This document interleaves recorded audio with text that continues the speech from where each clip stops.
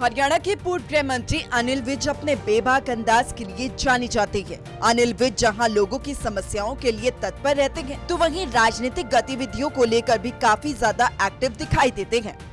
एक बार फिर से पूर्व गृह मंत्री अनिल विज ने राहुल गांधी को आड़े हाथों लिया। कहा कि राहुल गांधी की राजनीति खत्म हो गई है, इसलिए अब वो कोई काम धंधा करने की सोच रहे हैं। राहुल गांधी जी की राजनीति तो हो चुकी खत्म। अब वो कोई काम धंधा करने की सोच रहे हैं, तो कभी मोटरसाइकिल की रिपेयर कैसे करते हैं वो काम जाके देखते हैं, कभी खेतों में बीज कैसे डाला जाता है वो जाके देखते हैं, और अब लेटेस्ट उनको जो उन्होंने जाके देखा है कि जूते कैसे पॉलिश किए जाते हैं वो जाके देखा, और इनमें से वो सिलेक्ट करेंगे कोई काम जो सा इनको इनके लिए होगा वो काम करेंगे। नहीं, चलो वो तो अच्छी बात है कि क्योंकि इस परिवार ने कभी किसी को दिया तो है ही नहीं, इस परिवार ने तो लिया ही लिया है। इधर अनिल विज ने हरियाणा में कांग्रेस की निकाली जा रही पद यात्रा को लेकर भी कटाक्ष किया। विज ने कहा कि कांग्रेस अब एक पार्टी नहीं है, क्योंकि पार्टी की प्रजातंत्र व्यवस्था होती है। कांग्रेस एक पार्टी नहीं है, जो पार्टी होती है उसकी प्रजातांत्रिक व्यवस्था होती है।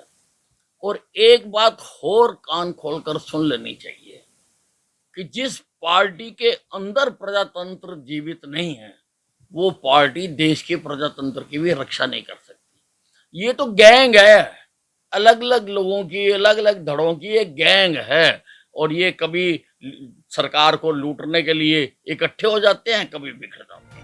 वहीं प्रधानमंत्री नरेंद्र मोदी की अध्यक्षता में आयोजित नीति आयोग की बैठक से पश्चिम बंगाल की मुख्यमंत्री ममता बनर्जी बाहर आ गई और आरोप लगाए कि विपक्ष की एकमात्र प्रतिनिधि होने के बावजूद उन्हें भाषण के दौरान रोक दिया गया। इस पर भी अनिल विज ने पलटवार किया है। कहा कि ममता बनर्जी राजनीति कर रही हैं। फाइनेंस मिनिस्टर का निर्मला सीतारमण का बयान आ गया कि ये अपनी बात पूरी तरह से कहकर वहां से आई है, और हालांकि अल्फाबेटिकली इनका नाम पीछे पड़ता था, लेकिन फिर भी इन्होंने अपनी जल्दी जाने की बात कही तो इनको पहले बुलवाया गया। बाहर आके तो खाली राजनीति कर रही हैं, वो राजनीति कर रही हैं। आपको बता दें कि चुनाव नजदीक है, वार पलटवार का सिलसिला भी लगातार जारी है।